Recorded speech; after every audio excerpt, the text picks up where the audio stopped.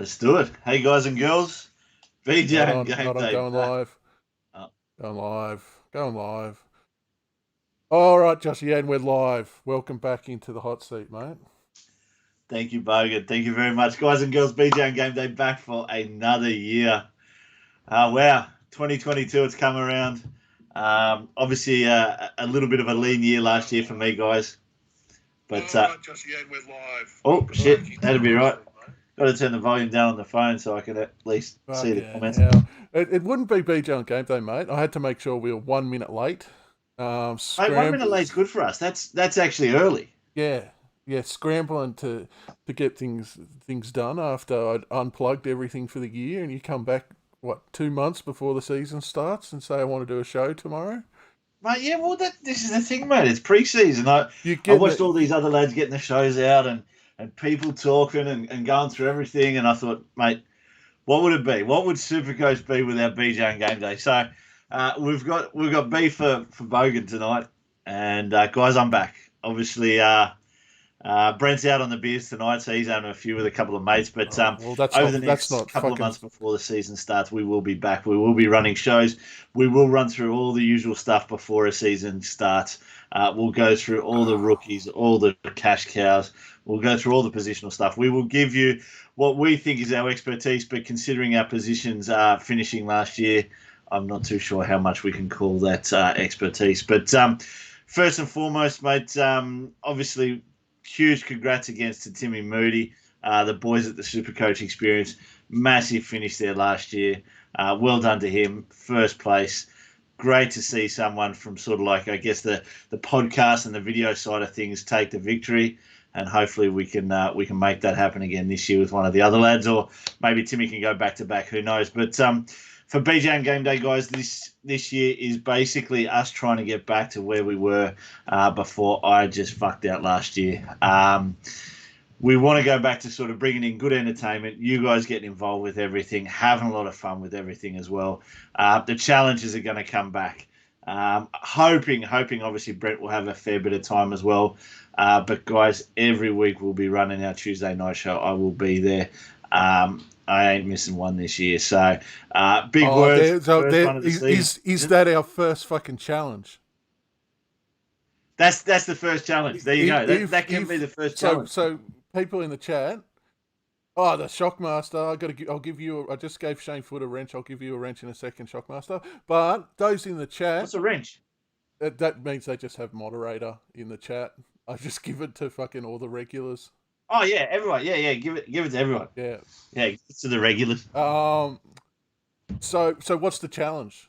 What are you going to do if you miss a show? Let's set the challenge. Let's set the challenge in the fact that I've just said you're gonna 25 Tuesdays, or how many rounds do we have this year? 24, 25, 26, whatever. It's going to be more than that, because we've got all the fucking preseason ones that you just committed yourself to. Preseason's a little bit different, because we'll probably do 3 or 4 videos a week with preseason, or we'll do one week and then 5 the next, or something like that, just because a lot more people involved preseason. Everyone sort of wants to start off the year well before we all get crushed and our hopes are absolutely dashed in round 1 after we're finishing 80,000th or something. But all right, let's go with. All right, so let's go with I can't miss a show, right? I can't miss a show, and every show that I go on, I've got to be there for the whole show. Barring technical difficulties. Barring technical difficulties, I can't imagine.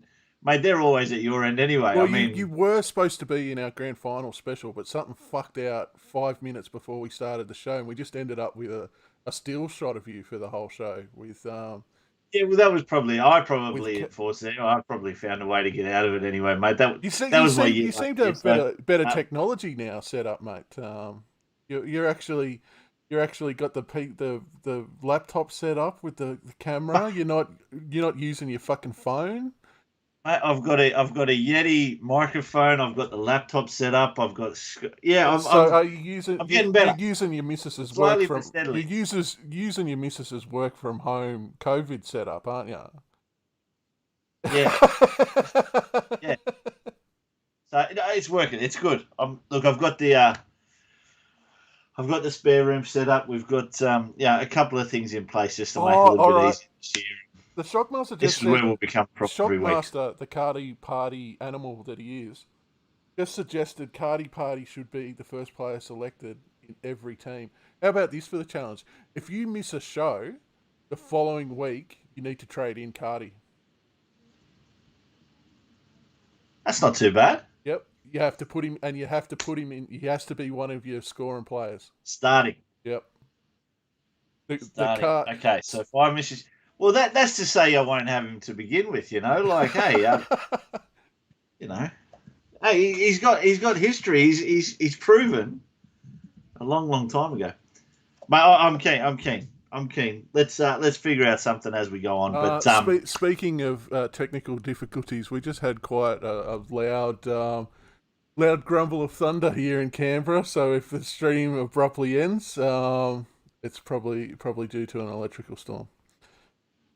Who's your Christian Welch player this year? Oh well, the fucking, I've forgotten his fucking name. Who did we name the award after? The Liam Knight Award. Yeah, Shano, Christian Welch, mate. He obviously won that's something to look forward to. I tell you what, he performed admirably. Good to see though that Liam Knight averaged 33 last year, so maybe 33. So Liam Knight. 330. Anyway, Liam Knight holding on to the award that he is named after in spirit. He did exactly right. So look, obviously it's a challenge to find someone who's as terrible as Liam Knight. That's something that I've got to put on myself. But we did nominate Christian Welch last year. Unfortunately, he didn't play out of his skin. I think like a lot of people thought he would. I think he started the season somewhere around that 500k mark, and he finished with an average of 59. So, look, I think he played solid. Probably wasn't exactly a deserving winner of the Liam Knight Award, but I guess he defied the award that we thought, he deserved anyway. So, look, we will look at that. We will look at that in a pre-season show.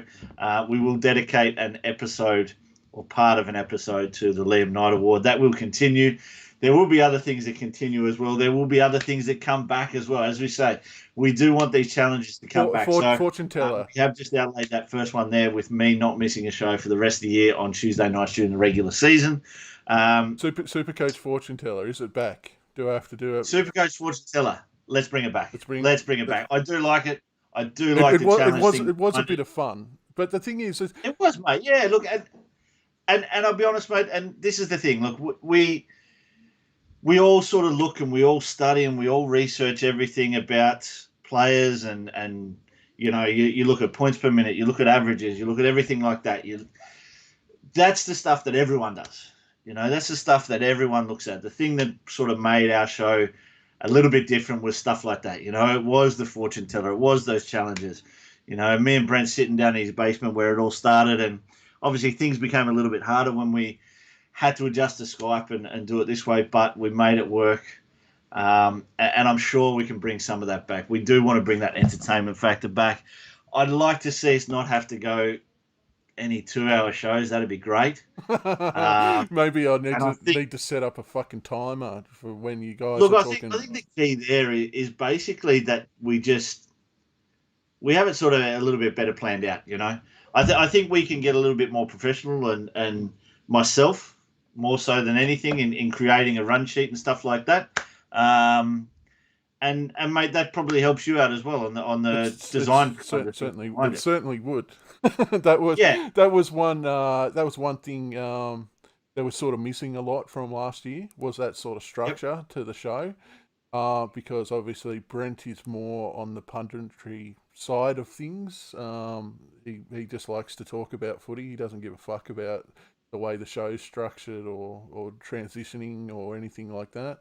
And it was sort of weird that we did cut a lot of segments from last season, but the shows were just still mammoth. They're still, and even with the shortened season and shit like that, it was still plenty to talk about. So to bring it, to pull the reins up a bit on it and give it a little bit more order, that would be nice. Yep. And guys, it's been great to have everyone else sort of continue on in the off season as well. There's a lot of Facebook chat groups that are going on.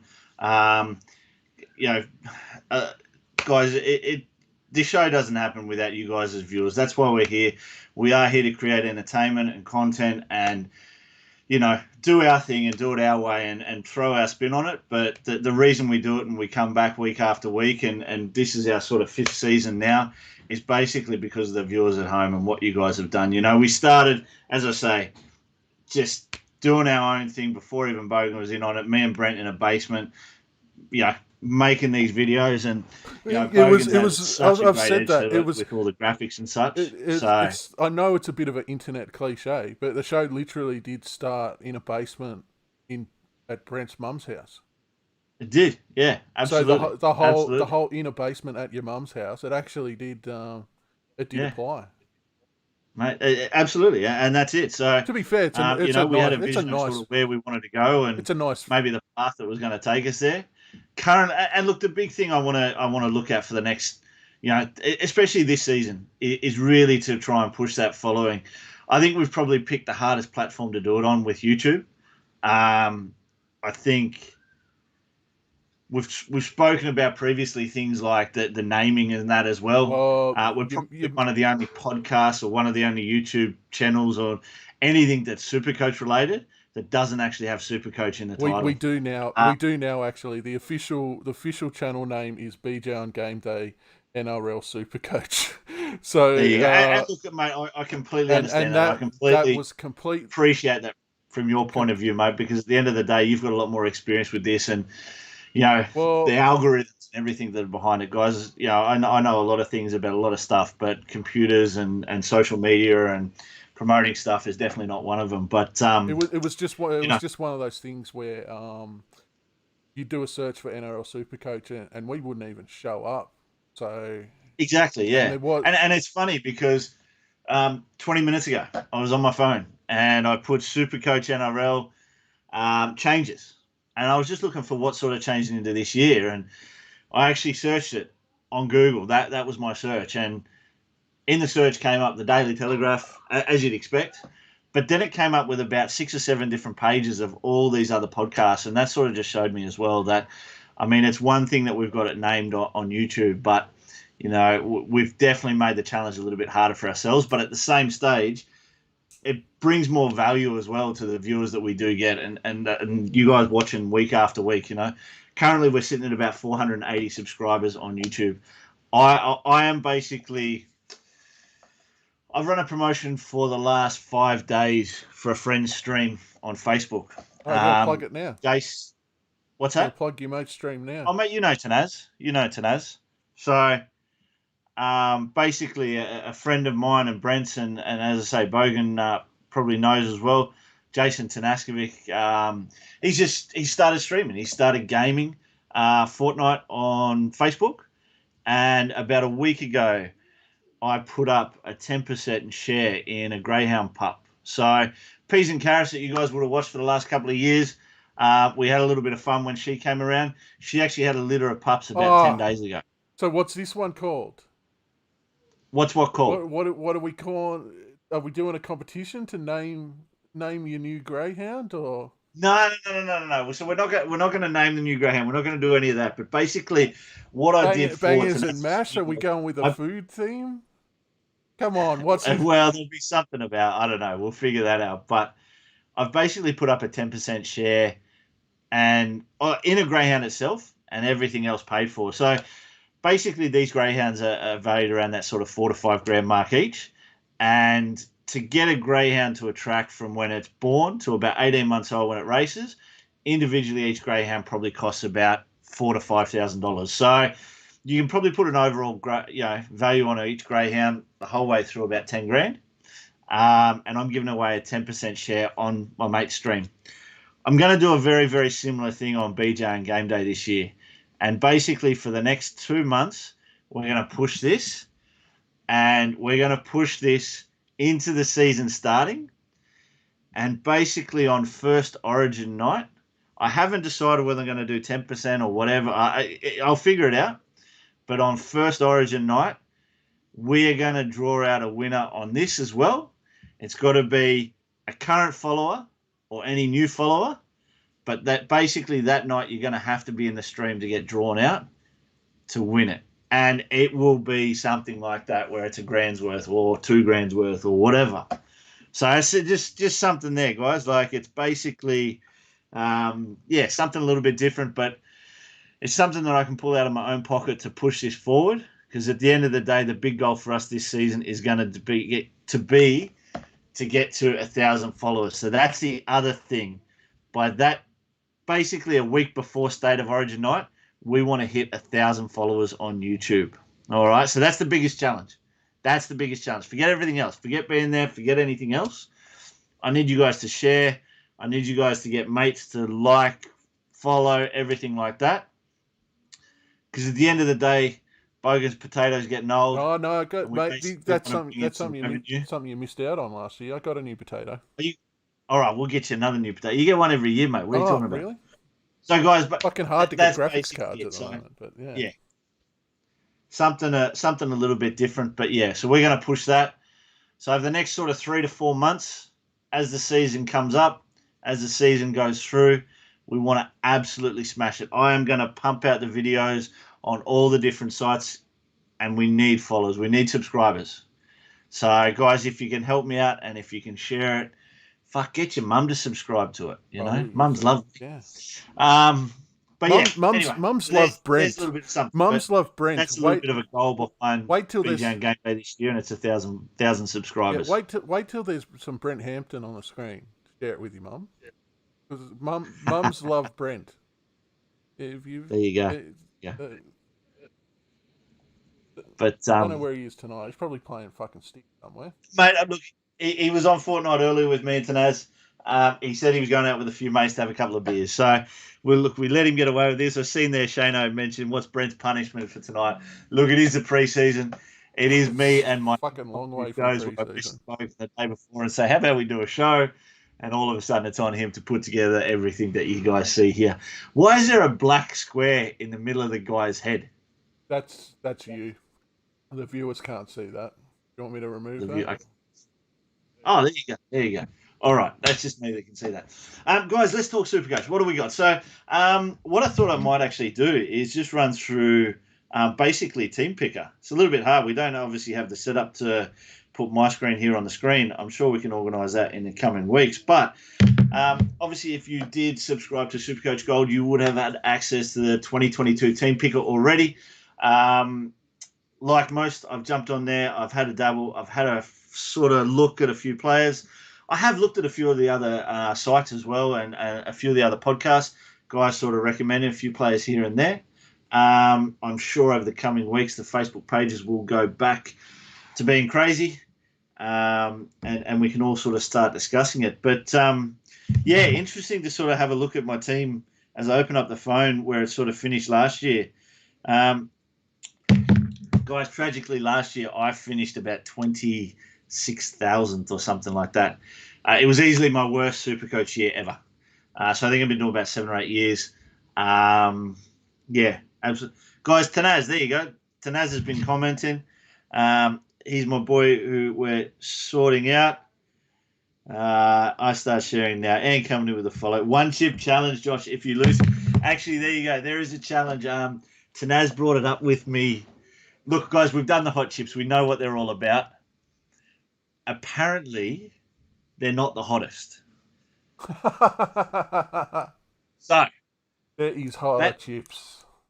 That box that we got, labelled the hottest chips on earth, hottest corn chips on earth, I think it came up as. They're around about 400,000 Scoville, apparently. Well, so this 1 chip Packy challenge, the PAQUI, the Packy challenge, apparently is 1.6 million.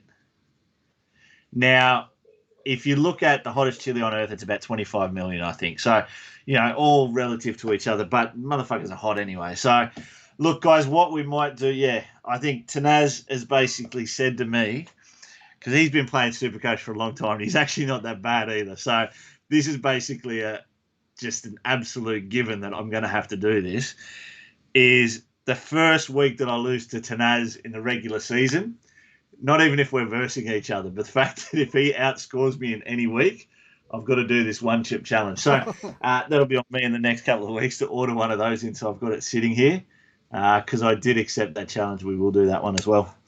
Yeah, so that's a little bit of a different one. I think we'll definitely need you there, Bogan and Brent, because I reckon for probably about 15 minutes I won't be able to talk. Do you want me to send you up some Canberra milk, mate? You got a rinse, mate. I can see it. You got one. And all right. So yeah. So guys, if I jump on to my Supercoach here, wow, Turbo. What a year from Turbo, guys. Massive year. Is he too expensive? Mate, he's got to be. $1.2 odd million. One of the lads chucked in, so recently, and thanks to Kando for the invitation.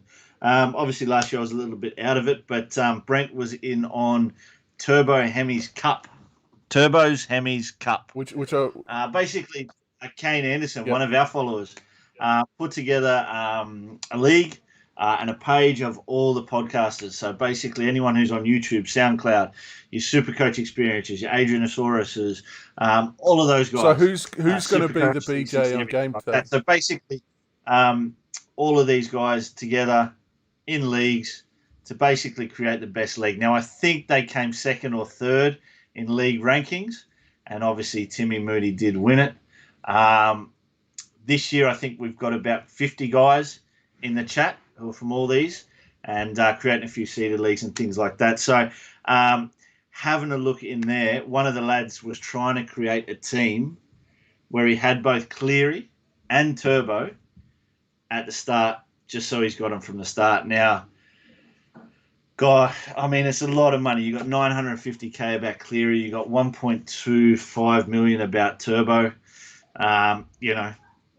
It's a lot of players straight up to be able to, a lot of money straight up to be able to sort of spend. So, mate, I don't know. I really don't know how you start with him.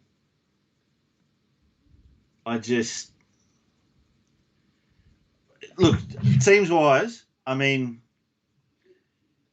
I think you need a strong 17 from the start here. And if you have Tommy Turbo and if you have Cleary, I don't think you can call yourself having a strong 17 from the start. I think to have those players, I think you'll have to have NPRs. And I think one thing that's been proven every year is that NPRs just you can't get rid of them. There's always going to be that one or two players that you start with that are cheap, that you just don't generate enough cash to get rid of all of them. I think you then have depth issues towards the end of the year as well. If you look in those last sort of 6 to 8 weeks post-Origin, when you've got 3 or 4 NPRs there, the worst part is when you get to round 24 or 25 and players start getting rested. Like you want to be able to put a full team on the park and a strong team. Do they drop? The big question is, does Turbo, does Cleary, do they drop money? Do they drop in price where we can actually then go on and afford them? You've got to think that Turbo does. I mean, price at 140 odd average. We've never seen it before. It was crazy. It was ridiculous. It is how good he is. It's tragic to think the year before that he only played 3 or 4 games just because of the Hemis and, queries around whether he'd actually ever come back again. And he just got better and better. And I think it was 11 out of 15 games last year that he scored over 100. Couple of games over 200. Just the insane averages. So, look, can you start with him? I think you can, but your team's going to be very, very average. And if he comes out and pops a 50 or 60 in that first week, it's going to hurt even more. The only reason you want to start with him is you think he can straight away from the start bang out a 120 or 130 or 140. I mean, even if he averages 110, he's still going to go down in price. There's talk, obviously, around their draw as well. The first couple of weeks, they've got a tough draw. So, yeah, look, we'll just wait and see. We know teams can take that couple of weeks to sort of start to get their you know, to get their combinations in sync and that. I think Manly don't have too many sort of new faces that we're going to see out there that'll affect him. DCE's still there, Turbo's still there. So, yeah, we'll just we'll have to wait and see on that one, boys and girls. Who we got? Joshy, McInnes or Hines getting a run in your SC team? Look, Cam McInnes, maybe. Right now, I don't have him in my pre-team, but I did have him in my first draft. Hines, no. I can't. I think what we've seen at Cronulla is... Shit. Look, Cronulla, mate, it's terrible being a fan.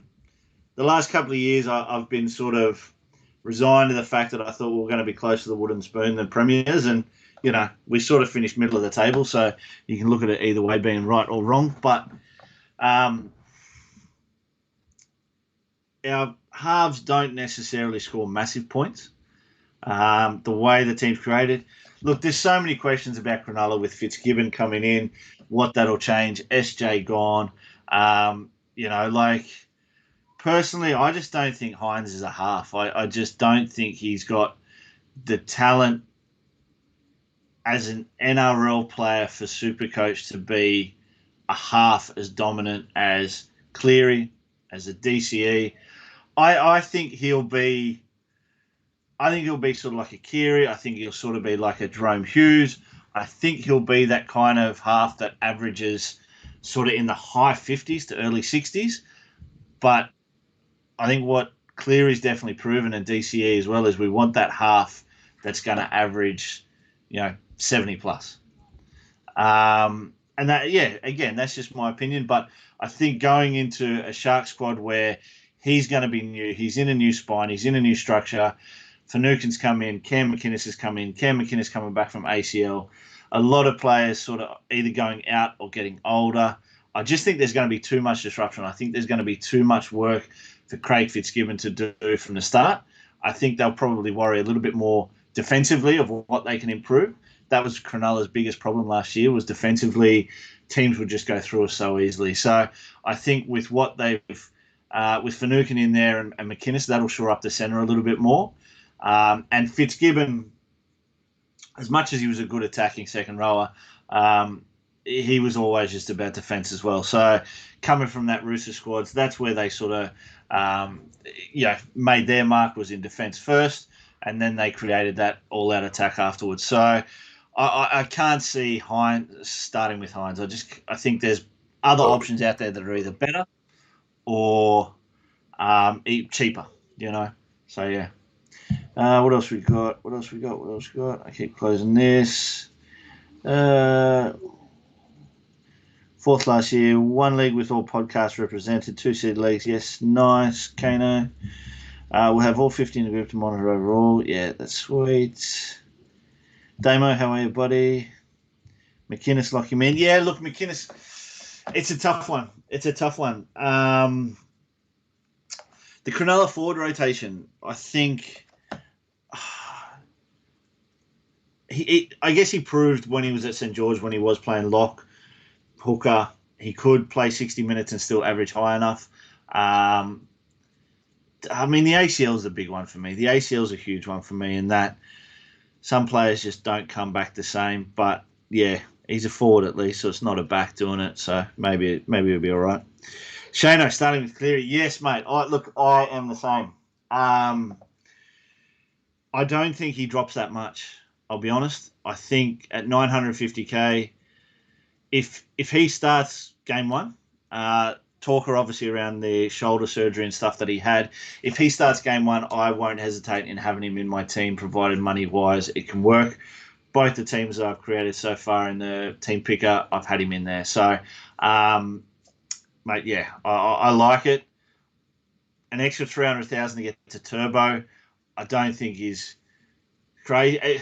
With the Turbo thing, I think it just becomes of knowing what you've got to do to then get him in. The questions last year was when Teddy was $1 million or near enough to it, could he hold up on that? He proved that he couldn't. Obviously, injuries, hurt the Roosters, but Turbo, I just can't see him averaging enough to stay there. Even if he comes down to 1 million, happy days. Stay at 1 million, that's fine. But 1.2, 1.3 is a little bit hard to get to. Thoughts on Panthers going back to back? Fuck off. This is Supercoach, not your stupid football. Panthers going back to back. No, mate. I said it in the podcasters chat. I think the Roosters are the best team in the comp when they are healthy. Luke Keary was gone after 3 weeks last year. Sam Walker stepped up. Drew Hutchison stepped up. Joey Manu was great most of the year as well. I thought their forwards were a little bit weak last year, to be fair, the Roosters, and I think that's where they need the most amount of work. Their backs just destroy anyone, and they've just got that structure that works well. Right. Any other players we want to talk about, guys? Who have we got? I like Trindle and Hines, to be fair. Look, yeah, I do like Trindle. He's just got that old school kind of halfback, vibe about him. Small, stocky, quick, yeah. 5 meters out, quick dart to the line, duck under players, score. He seems to have a good kicking game. I think he's just one of those sort of Reggie's players that's going to develop into a first-grade player, and it just took him 5 years longer than people might have thought.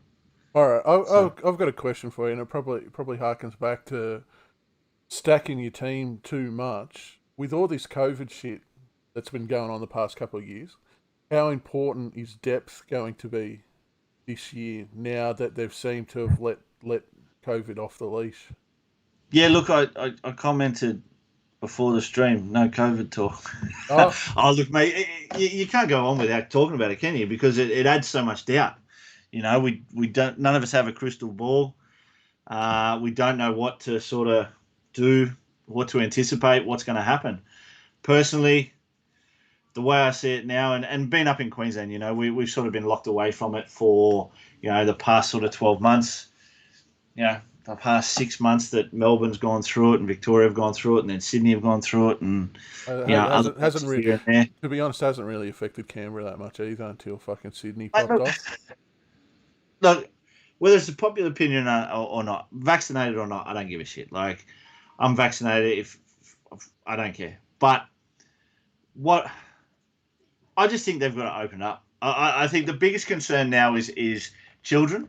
The biggest shock to me was that couple of weeks ago where I think it was an 8-month-old or something died in Adelaide. I will just note we need to be careful on YouTube with topics around COVID as well.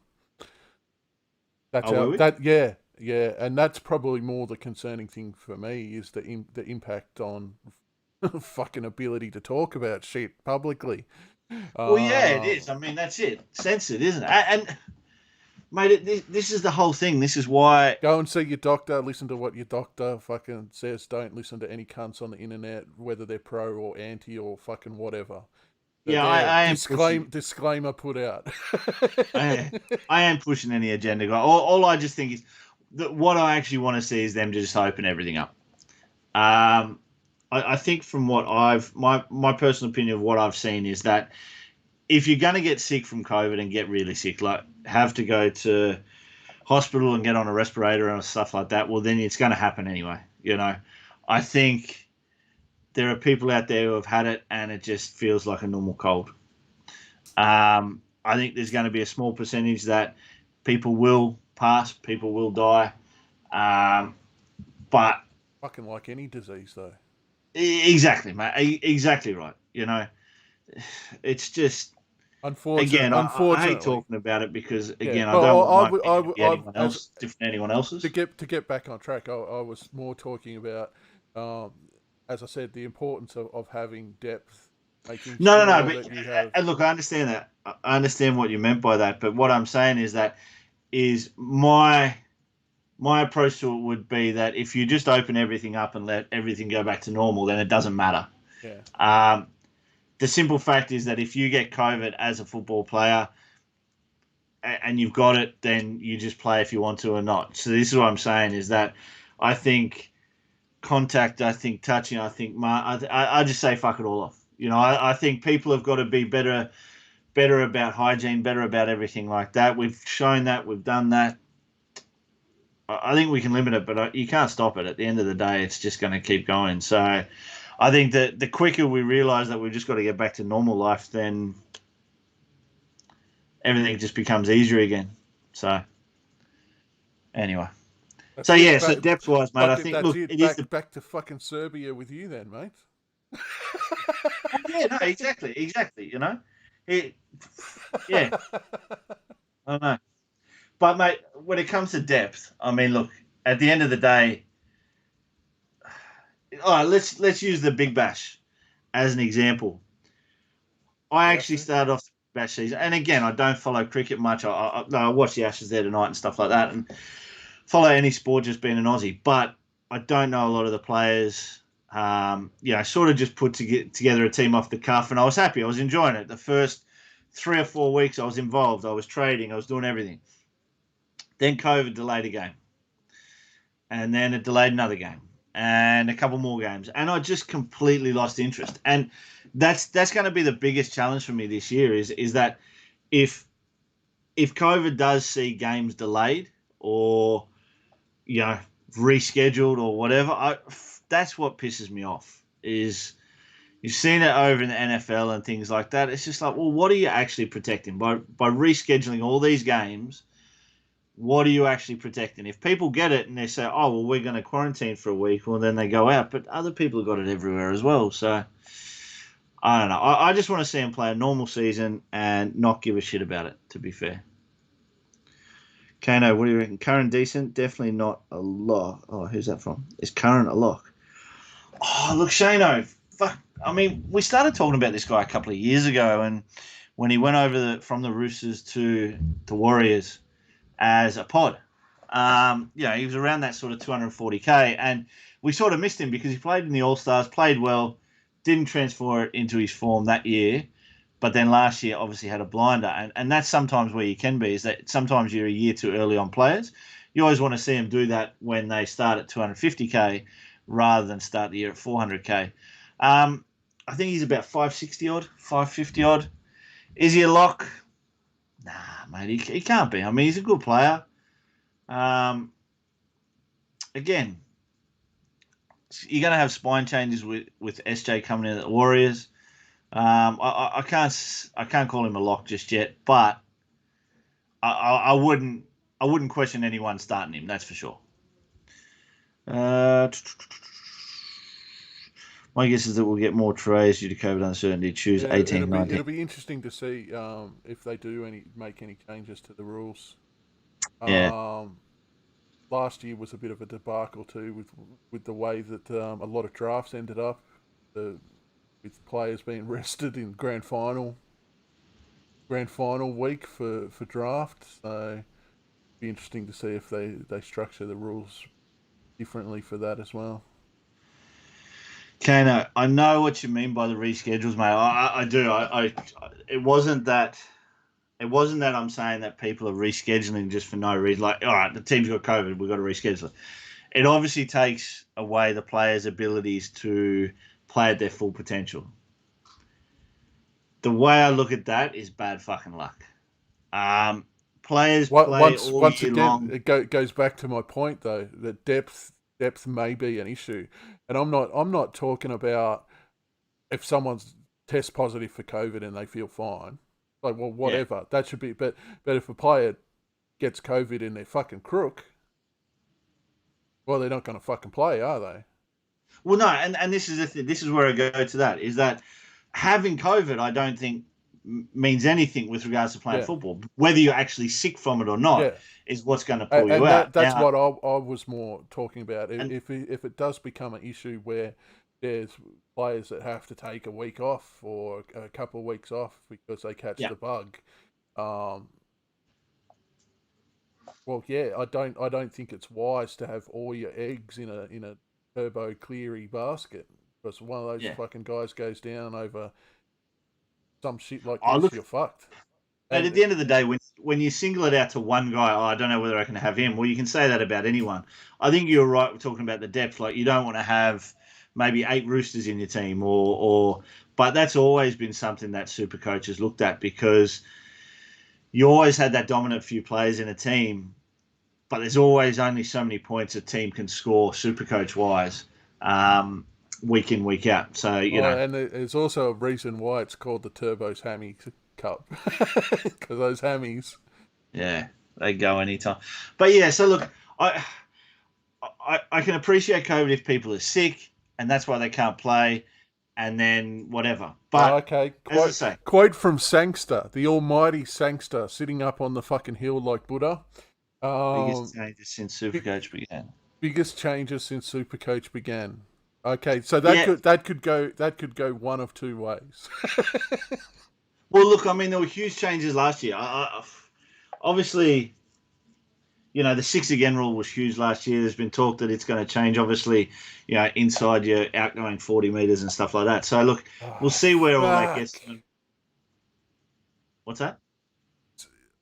They need to start stripping away rules rather than adding in all these fucking...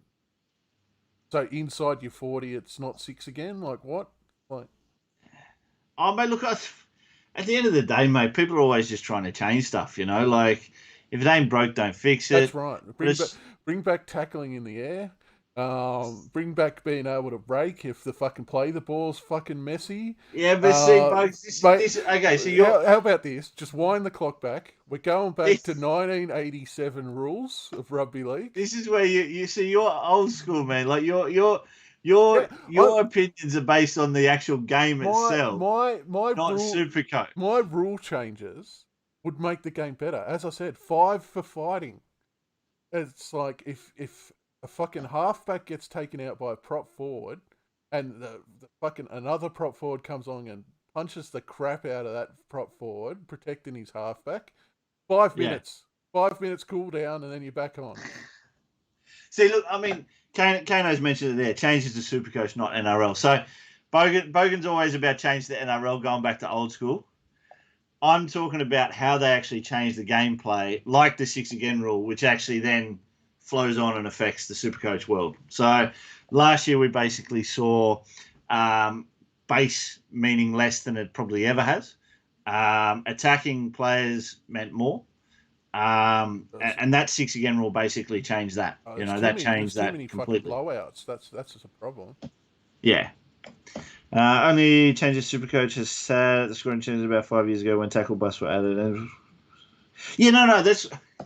Jano, I understand what you're saying. I'm not saying that they're changing the rules, but there's a direct change from when you change rules about how the game's played to how you strategize your Supercoach. That then changes how you strategize with Supercoach, how certain players become more effective than they were before or less effective and everything like that. So, I mean, strategy alone does that. We've seen in years gone by where bigger player teams, with bigger bodies were more, dominant.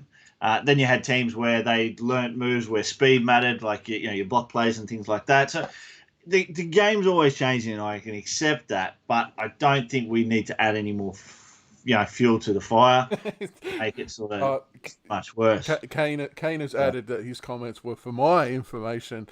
Mate, you've seen my Supercoach form over the past couple of years. I just fucking click buttons. Jana, who the fuck's Targo? Targo. Oh, hang on, I missed something. Oh, yeah, Kane Anderson brought up a good point. He needs to change his logo to a dolphin.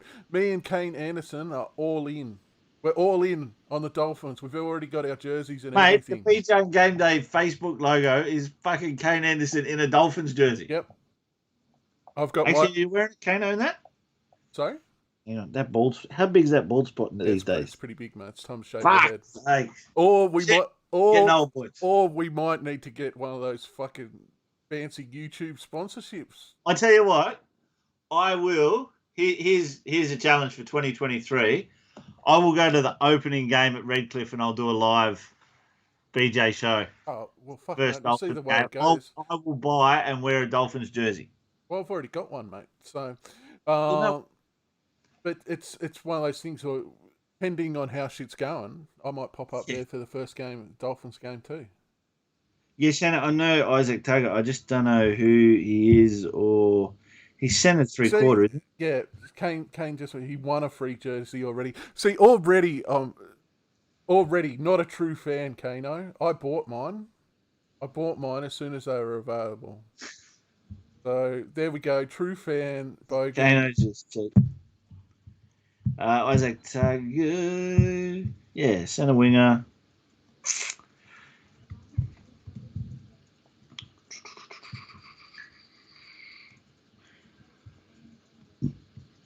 What did he play last year? Yeah, 16. Yeah, mate. He obviously he's got to be an option. They've lost Momorovsky. They've lost. Hold on. Let's see Naden. if I can get the. Kano said it can't post a pic here, unfortunately. I'll see if I can bring it up on my Twitter. What do you think of Fogs Joshi, or is he too unreliable given the unknown at his new club? Look, mate, I like him. I think what he's actually going to bring to that Raiders team is huge. And this is again where we differentiate whether the NRL side of things or the Supercoach side of things, which is, I guess, which is he going to be more effective in? Pod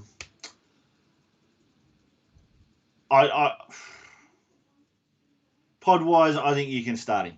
I think you can start him. I think there's going to be a player sometime soon at Canberra that steps up as a Supercoach gun. They're very much known as a team that's just got no one really that steps up, but they all play well.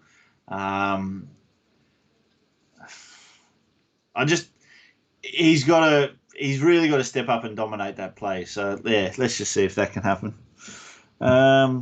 If Targo starts, he is a lock. Yeah, absolutely. Look, if he starts, I just don't know enough behind the Panthers to know whether he was starting or not. That was all. So again, I haven't fully entered into research phase yet for preseason. So I've come on here tonight not knowing much more than I did last year, and I knew fuck all then either. So yeah, we'll see how we go. Thoughts on Cody Walker that now Reynolds is gone? Mate, I don't really think it affects Cody whatsoever. I can't see Cody getting any worse. I think he's a player that's just getting better and better every year, more consistent. The combination for me that's more important is him and Latrell rather than him and A-Ray. I think A-Ray's a huge loss for South. I reckon that's a massive loss. I wouldn't let him go. I'm still a bit pissed off about it. But good luck to him. Oh yeah. Like but you know how I feel. Once again, bring it back up. I want it to be old school. He was a club man. He wanted to stay a club man. Yeah. He came from the area. They should have looked after him. They fucking didn't. Oh well, go Dolphins 2023. There you go. Yeah, Reynolds overrated. Man, I don't think he is, Kano. I don't think he is.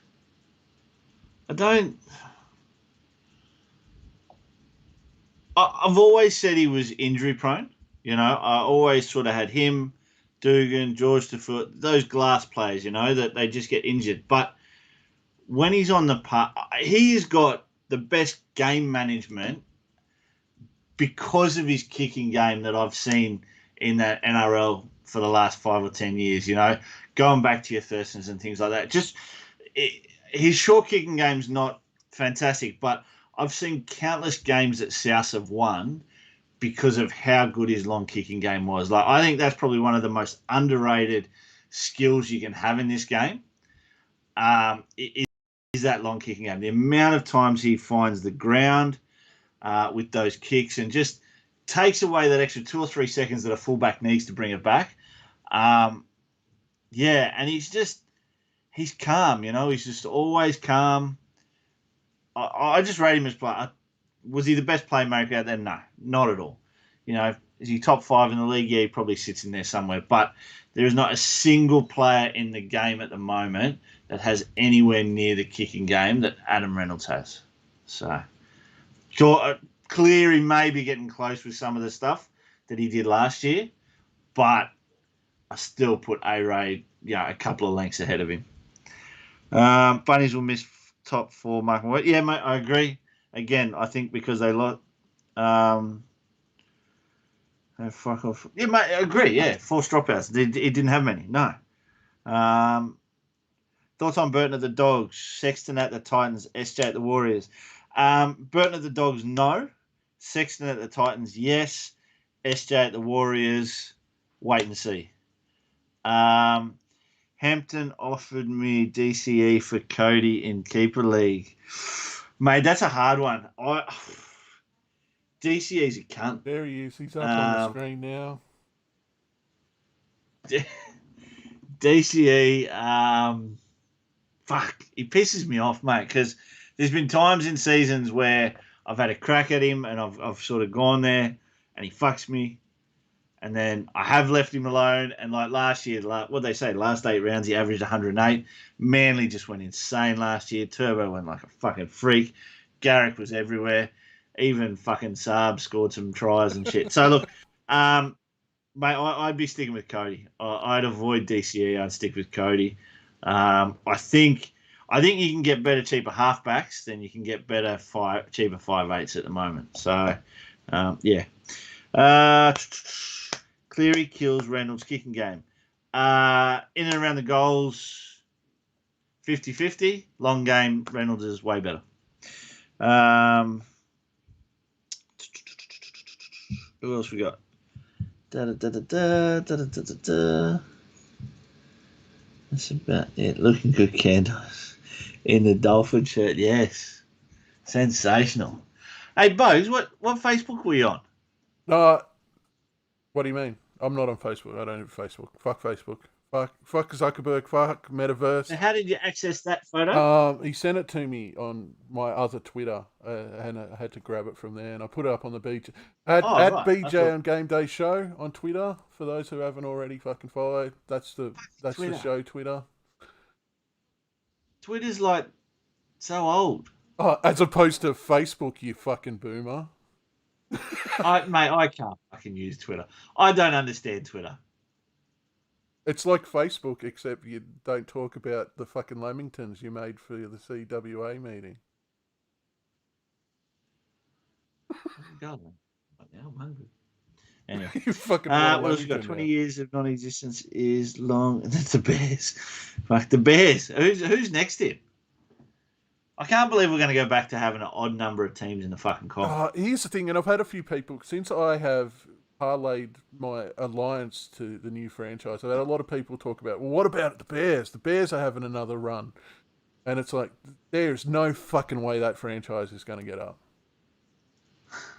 There's no fucking way with what they're proposing, they're going to have another New South Wales-based team. As much as I would love to be fucking wrong about that, it's not going to happen. So yeah, and they can say they're going to play half their fucking games out in rural areas, but the fucking NRL can do that with existing clubs, and probably will this year due to all the shit that's going on. Yeah. So, as much as I'd love to see the Bears fucking come back in, it's just not going to happen with the proposal they're putting forth. It's going to either be a fucking team in Western Australia or a fucking another New Zealand team. A Papua New Guinea team has a better fucking chance of getting in the NRL than the North Sydney Bears do with the fucking proposal they're putting forth. Kendo just made a really good point. How good is an odd number of teams for super coaches? Mate, that's huge. Like, one of the things I loved sort of back in the day when they had 3 bye rounds was tactically where I made all my ground, was because I could sort of plan for each of those, always scored 1,100, 1,200 points, and that was consistently what got me 3 or 4 years in a row into that sort of top 1,000, 1,500. yeah, it just makes you think more, mate. And you can't just follow the crowd. You can't just sort of do what everyone else is doing. So it it just gives you a lot more planning to be made to be effective in Supercoach for sure.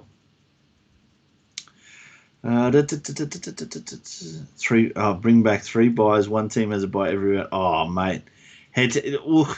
That's the thing as well. They've got to keep it commercially viable, don't they? At the end of the day, if they want, a lot of people do actually play this just for bragging rights over friends. And I know a couple of the guys I work with that have got into the past couple of years and no aspirations whatsoever of finishing top 100, 1,000, 10,000. They just want to beat their 20 mates that they're in it with just to brag. Who the fuck knows Supercoach better? And my mate last year, he actually won it, and every week we'd sit down for about 10 minutes on a Thursday afternoon at work, and he'd just be like, all right, who am I trading in this week? And, despite my terrible season, he actually went pretty well. And I think overall he beat me by about 5,000 spots. So, played better for his team than mine. Mate, I reckon we're going to wrap it up. That's almost an hour. Yep. Mate, huge thanks to the guys for jumping back on. Obviously, nothing better to do with your Friday night than this. I was going to say, if hang on, I've got to watch a dog race. Yeah. Also, if people could chuck a like or a dislike if you didn't fucking like it, give us your fucking opinion. Yep. Any interaction is good for the algorithm. Going back to what Josh said earlier in the show, so likes and comments if you just want to fucking talk shit in the comment section when the VOD goes up. Or if you're watching the VOD, like I'm sure a lot of people who do have lives on Friday night, chuck a like or a dislike and a comment. When's the next show, Joshy? Sunday night we might do one. This Sunday. I want to get Brent on, but so whenever Brent's available, mate. Hang on, let me just watch this race. Enjoy my bald spot. Keep talking, Bogan. Well, give us a live call, mate. Go dogs. Go dog. Oh, yeah. One of the Queensland dogs gone down to Sydney. His sister was the one who bred my litter a couple of weeks ago. Okay. And she's just gone down to Sydney for this race. Come on, keep going, girl. Oh, stupid dog.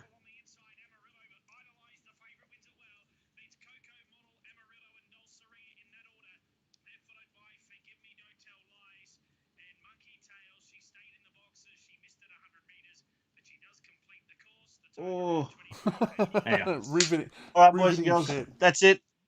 We'll see you, next week sometime. All right. No, we're not off yet. You'll see when we're off. Not off. Good night, everyone. Just got to bring up the fucking YouTube again.